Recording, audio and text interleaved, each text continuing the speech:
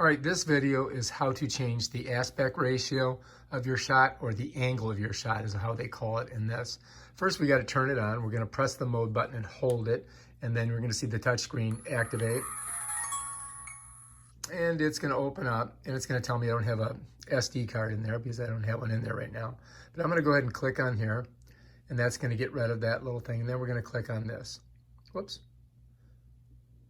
All right, so now we're opened up. But once we get to this page, what we have to do is we have to go to this other setting wheel here and click on it. So we're going to click on that, and that opens this up. Now, if you look at the third one down is angle, and that's your aspect ratio or the size of your shot. So let's go ahead and click that. All right, right now I've got it set at 170, and so that means that it's a super wide angle. Like if you look at a pie, you know, it's 360 degrees. Well, if you shoot at 170, you're almost getting half of the pie.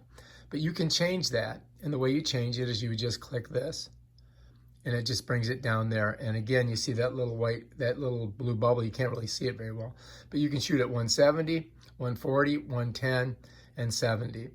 And as you do this, what's going to happen is it's going to make your shot a little bit closer and tighter, and you're going to get less of the field of view in it. So 70, 110, 40, 140, and 70. I'm going to keep it at 170 for right now because I've been doing a lot of sports stuff. So if I'm cool with that, all you got to do is to exit it, just click there, and we're out.